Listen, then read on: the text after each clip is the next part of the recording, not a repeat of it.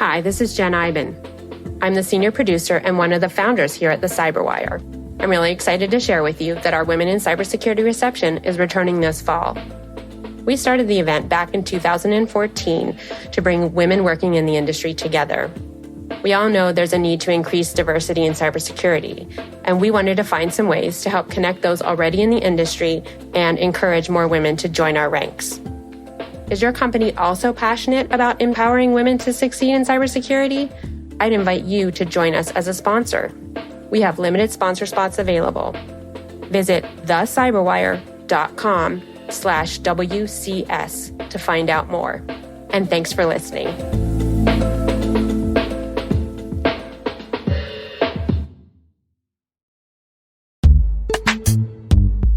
This episode of the CyberWire is made possible in part by SpyCloud. Stolen data circulating on the criminal underground is fuel for data breaches, account takeover, ransomware attacks, and online fraud. Your biggest security risk might be a breach or malware infection outside of your control that leaks the data of your users.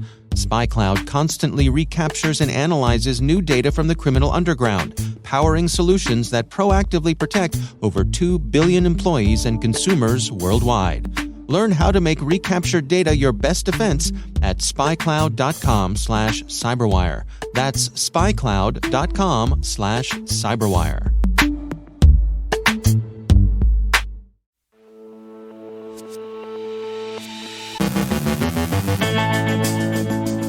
REvil may be back. A Paris area medical center continues to work to recover from cyber extortion.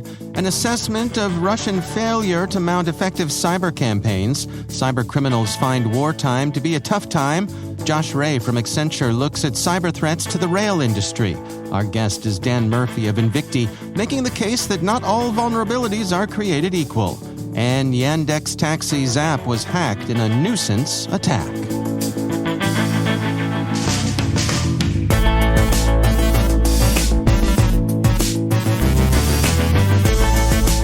From the CyberWire studios at Data Tribe, I'm Dave Bittner with your CyberWire summary for Friday, September 2nd, 2022.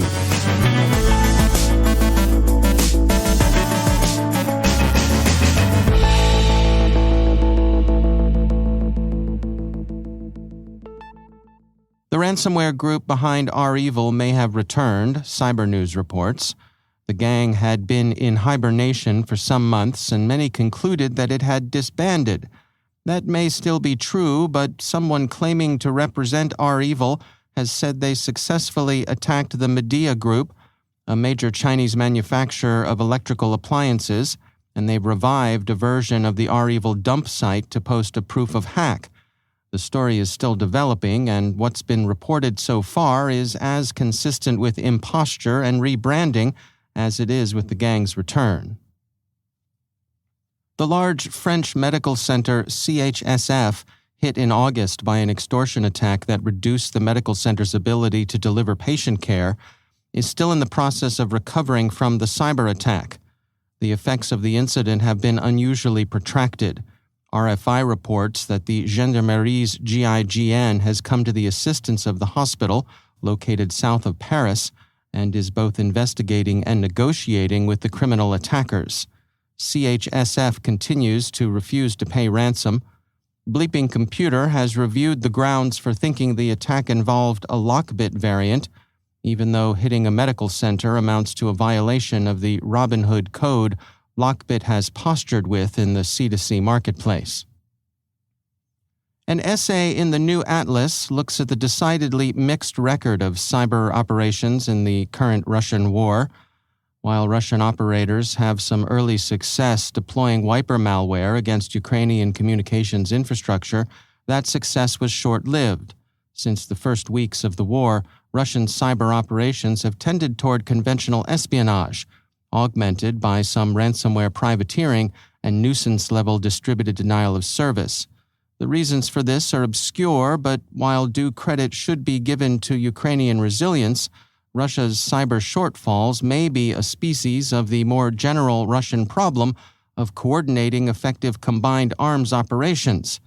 The essay says, what has been apparent over the last 6 months is that few, if any, of Russia's cyber attacks have been launched in support of a clear military objective. There were no assaults on military command and control systems, no critical infrastructure attacks, and nothing that could put real pressure on Ukraine to force concessions from the country or its friends.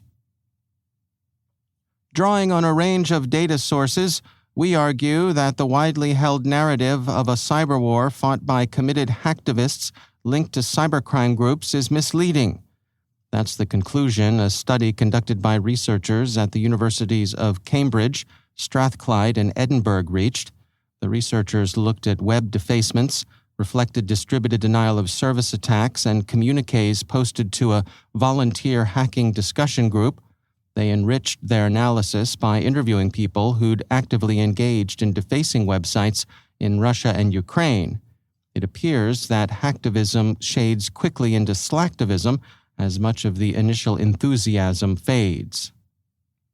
The researchers summarize, "Our main finding is that there was a clear loss of interest in carrying out defacements and DDoS attacks after just a few weeks. Contrary to some expert predictions, the cybercrime underground's involvement in the conflict appears to have been minor and short-lived. It is unlikely to escalate further."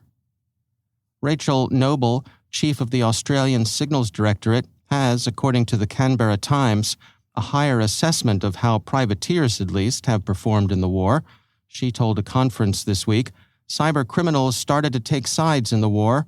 These are serious and organized criminal gangs with deep resources who took it upon themselves to take action both on behalf of Russia and on behalf of Ukraine, and involve themselves in the conflict. So, perhaps privateering isn't decisive, but it's messy and troublesome nonetheless." Concluding that privateering may be played out, however, may be premature. If the Montenegro incident is any indication, Balkan Insight characterizes the effects of the Cuba ransomware on Montenegrin networks as having sent the country back to analog.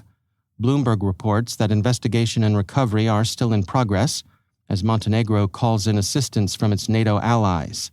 And a second piece in Bloomberg cites a warning from the Italian foreign minister that cyber attacks against Western European targets have spiked since Russia's invasion of Ukraine. Apparently, war is tough on the underworld, too. Digital Shadows, in the course of its continuing observation of Russophone cybercriminal fora and its ongoing nosing around the dark web, finds that the war has been tough on the cyber underworld, too. Part of the tough times seems to be the normal fluctuation of the criminal business cycle. Gangland is just going through one of its periodic troughs. But sanctions and other war-driven downturns have had their effect as well. Digital Shadows writes, "With recent sanctions and additional scrutiny on activity originating from Russian entities, it's likely that many of these cybercriminals have been forced to constantly refine and adapt their techniques, and therefore having to climb out of that trough again. A good example of this is the use of Google Pay and other financial technologies becoming banned for use across Russia. This led to many scams becoming redundant almost overnight." There's one surprise in this report. Some of the bite taken out of their earnings seems to have come from the Russian authorities themselves, who've cracked down on the carding they'd formerly winked at. "Taxi! Taxi over here! Taxi! Like everybody else, all us bots need a lift too," or something like that. The latest incident in nuisance-level hacking to be seen in the hybrid war Russia opened with its February invasion of Ukraine took place in Moscow. Yandex's taxi ride-hailing app was breached by hackers this week, who summoned dozens of cabs to the Hotel Ukraina, snarling traffic and generating much inconvenience, Cybernews reports. For what it's worth, Anonymous TV claimed responsibility on behalf of the hacktivist collective, tweeting, "Moscow had a stressful day yesterday. The largest taxi service in Russia, Yandex Taxi, was hacked by the Anonymous collective. A traffic jam took place in the center of Moscow when dozens of taxis were sent by the hackers to the address on Kutuzovsky Prospect." The tweet associated the action with Anonymous's Op Russia. So what can you do? Well, you can take the bus or take the metro. And seriously, what does Anonymous hope to accomplish with the cyber equivalent of prank phone calls? Much hacktivism is like slacktivism in that it seems mainly aimed at enhancing the hacktivist's self-esteem.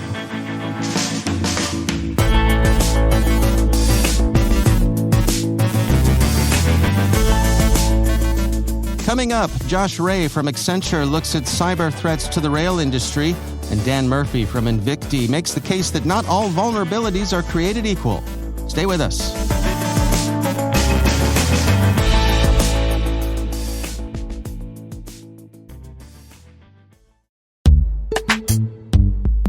And now, a word from our sponsor, Drata.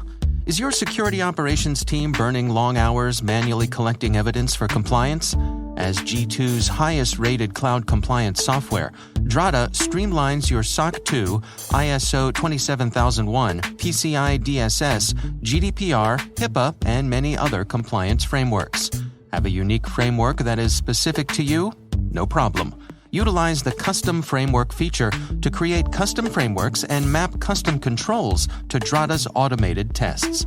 Put your mind at ease with 24-hour continuous control monitoring so you focus on scaling securely. Drata is also the only compliance automation platform with a private tenant database. That's like having your cake and securing it too. Join the countless security professionals from companies including Notion, FullStory, and Lemonade who have shared how crucial it has been to have Drata as a trusted party in the compliance process. Listeners of the CyberWire Daily can get 10% off Drata and waived implementation fees at drata.com/cyberwire. And we thank Drata for sponsoring our show.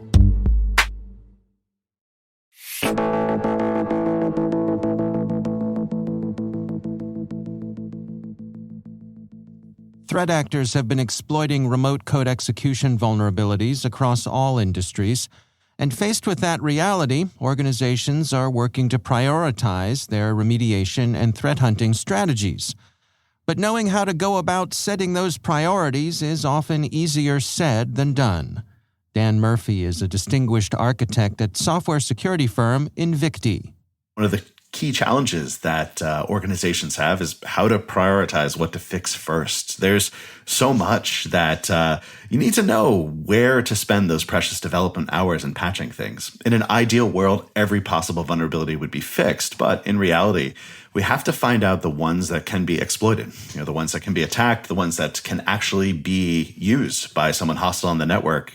And figuring out that balance is something where tools can help you. Good tooling is essential to be able to find out what to fix first. Well, and traditionally, how have folks gone about this? What have been the methods by which people have prioritized these things? Yeah, so there's a number of different ways that we can find vulnerabilities in software. When we take a look at how software is built using something like software composition analysis, you can do kind of an inventory of all of the libraries that go into your software and just make sure that everything that goes in is from a trusted version. You can also take different approaches using something like static analysis, which will take a look at the code, actually parse it in, and look for harmful patterns where an untrusted source of input, say a parameter that comes over an HTTP request, goes to an untrusted sink, something like a SQL call where someone didn't care to escape all of the hostile parameters that are injected. So these two things are great, but they find kind of potential. If you've ever been a developer that's been on the other end of a static analysis tool, you know that they tend to be somewhat noisy. You get flooded with all sorts of potentialities, things that could go wrong, but oftentimes as a developer, you know the conditions in which software is deployed. You know where it sits, you know, generally speaking, what's possible to be an input. Now, you can't get overconfident in knowing what those inputs are, but there's a lot of noise. And there's a third class of tool as well, which is dynamic analysis tools. And those tools, work by actually sending the attacks over the network. They perform the real exploits that the black hats will use. And these three lenses, they're all important. They all give kind of a different sense of what is out there, what the risk is. However, when it comes to prioritizing, really taking a look at what is provably exploitable, that's kind of key. So I tend to favor that last lens, have a bit of a bias working at Invicti, but Actually doing those attacks, the way that the attackers are doing them, is a great way to know what to fix first. When people fall short on this, what typically leads to that? Everyone's intentions are good, of course, but as you say, there's just so much noise. Yeah, and there's a lot. If we look at the number of CVEs that have come out within the last year, even just in the realm of RCE, remote code execution, there's been a ton. If you look at since the start of the pandemic, it's basically a big hockey stick that is getting exponentially larger. And because of that, it's almost impossible to keep up with the number of packages that software is getting increasingly complex. It's composed of more and more packages that are out there. And you just kind of have this explosion of complexity. It almost leads to a situation where simple software is now composed of hundreds of packages. And for a development team to keep up with that, it's tough. It's that combination of the lens of knowing what goes in, trying to limit that complexity, but also making sure that you're doing that real testing that can kind of tell you what is actually exploitable. That's kind of the way to cope with that complexity. Well, in your experience, the organizations that are having success here, who are doing the right things and being able to measure it, what sort of things do they have in place? Is there a common thread there? Yeah. In fact, I think that a successful organization really applies all of those techniques at different stages of the software development lifecycle. So great organizations, they will scan their source code as soon as it's checked in to look for vulnerabilities. They will automate the practice of auditing things and checking out the composition to make sure that stuff doesn't get old. With software systems that are increasingly composed of many open source solutions, what was good today is not going to be safe tomorrow. And automating that practice, not just kind of deferring it to a manual once over every quarter, but making it part of the continuous integration, continuous delivery pipelines, making it part of that CI/CD practice is key. So automation and frequency of scanning. In fact, we've actually noticed when Log4j came out, which was a bit of an earthquake back in December, we noticed a very strong correlation between those who scanned frequently and those who fixed. So those who scanned were those who fixed. And we noticed that those companies that were kind of had that regular practice of a scheduled scan that was either automated, happening daily or weekly, those are the ones that were able to respond. We actually found that the mean time to remediate was like 8 days or so, which is not that bad, but it comes from that constant practice, not just making security an afterthought, but baking it into the software delivery process to make sure that it's something that you designed for from the start. Can you give us some insights on, dialing in the human element versus the automation and finding that the proper balance? Yeah. So I'm a huge believer in the human element is often what causes vulnerabilities, and it's often what is great at being able to detect them. So automatic scanning is very important because you can throw robots at it. You can have it be repetitive. But a lot of very interesting attacks, those come from very creative applications of problem solving. I tend to try to go to hacker conferences like DEF CON, and one of the main reasons that I go is to see the incredible display of human ingenuity that is just up on stage, the tiniest crack that someone can get, and then turn that into a way to execute code on a remote system. It never ceases to amaze me what human creativity can do. So I think that combination of automated testing, but then also with manual penetration testing and threat hunting is key. There's going to be things that particularly very clever ways that exploits can be chained together. Gadgets can be constructed to start with that tiny crack and then widen it and ultimately achieve kind of a shocking objective. That is, you can't forget that human element. That's Dan Murphy from Invicti. There's a lot more to this conversation.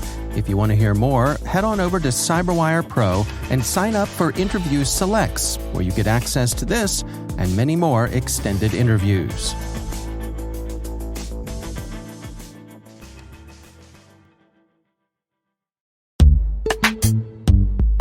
And now, a word from our sponsor, Barracuda. Right now, everyone is talking about cryptocurrency, and the cyber criminals are hiding in the conversation. Cyber criminals use social engineering loaded with urgency and fear to successfully prey on your company, your employees, and your customers.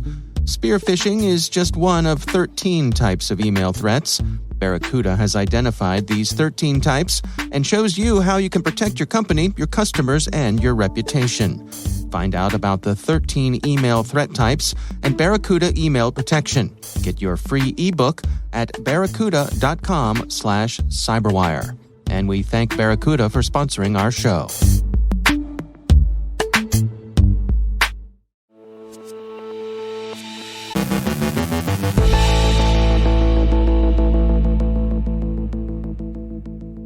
And joining me once again is Josh Ray. He is Managing Director and Global Cyber Defense Lead at Accenture. Josh, great to welcome you back.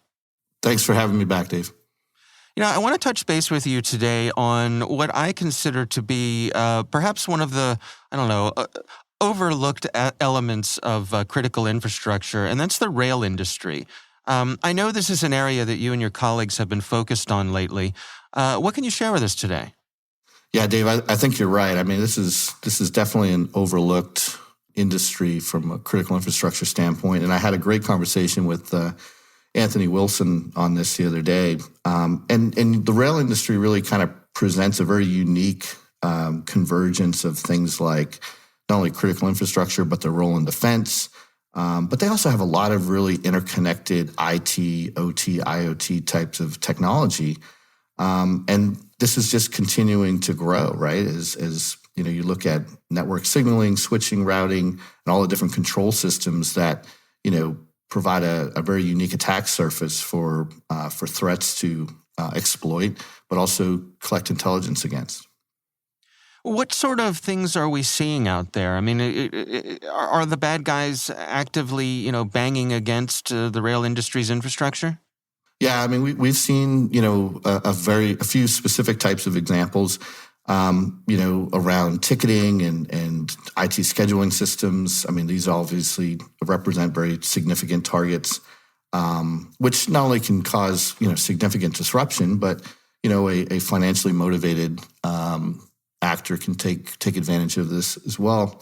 But, I really want to kind of hone in on the defense kind of aspect on this and maybe even the nation state. And this is something that I think is obviously gotten the attention of many governments, especially, the U.S. government, as Ann Neuberger, I think, is going to be hosting a bunch of CEOs from the rail industry to really kind of talk through a comprehensive approach about, securing this privately owned and operated infrastructure.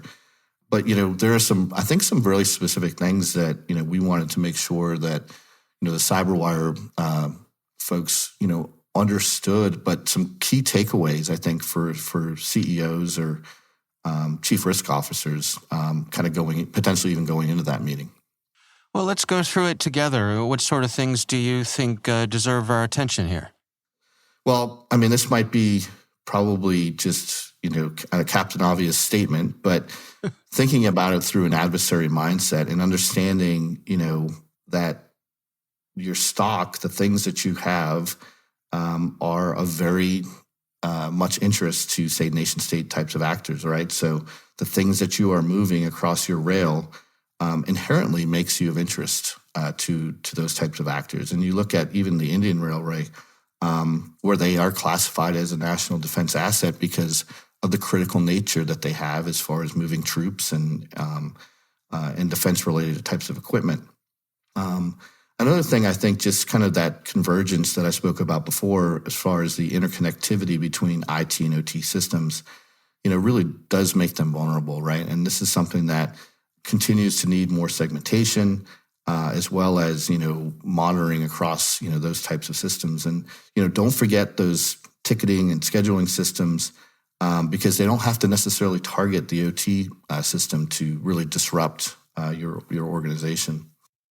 And then I'd also say, and this is kind of comes from maybe a non-traditional way of looking at kind of the volumes of traffic for spikes in the system that might indicate some type of malicious types of activity in your network, and really it's kind of using a SIGINT type of technique to really kind of determine patterns across your network to help determine if you have a malicious actor that is potentially latent in your network. But the last thing I think, and really the one to kind of foot stomp, is, there is a direct connection between the type of rail that you ship and move and nation state motivations. And this is very specific as it relates to understanding kind of where those assets are moving and the type of intel that can be gained from a nation state actor, especially when you're thinking about things from a defense standpoint. Do you have a sense for where we stand in terms of, is the rail industry keeping up with this, or are they behind? Are they ahead of the game? Any thoughts there? Well, I think that they, like all industries, are trying to keep pace, and operate at the speed of the threat. But, when you're talking about critical infrastructure, all forms of critical infrastructure, kind of need to continue to understand their role as it relates to kind of, the broader economic impact, the broader impact to defense and society as a whole. And I think, this public-private partnership approach is incredibly important in understanding not only the threat landscape, but, what specifically can you do to defend your organization. And I really can't stress enough that, the importance of, the rail in our industry, in our, economic well-being is kind of being one of those things that while it's often, maybe forgotten, it is incredibly important to make sure that we secure that critical infrastructure. All right. Well, Josh Ray, thanks for joining us. Thank you, Dave. Appreciate the opportunity.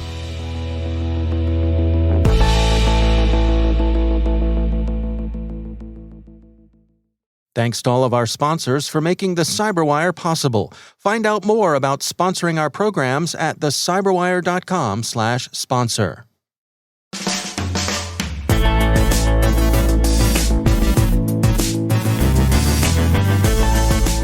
And that's the CyberWire. For links to all of today's stories, check out our daily briefing at thecyberwire.com. Be sure to check out this weekend's Research Saturday and my conversation with Ryan Kovar from Splunk. We'll be discussing their findings, Truth in Malvertising, which contradict the Lockbit Group's encryption speed claims. That's Research Saturday. Check it out. The CyberWire podcast is proudly produced in Maryland out of the startup studios of Data Tribe, where they're co-building the next generation of cybersecurity teams and technologies. Our amazing CyberWire team is Elliot Peltzman, Trey Hester, Brandon Karp, Eliana White, Peru Prakash, Liz Irvin, Rachel Gelfin, Tim Nodar, Joe Kerrigan, Carol Terrio, Ben Yellen, Nick Valecki, Gina Johnson, Bennett Moe, Chris Russell, John Petrick, Jennifer Iben, Rick Howard, Peter Kilpie, and I'm Dave Bittner. Thanks for listening. We'll see you back here next week.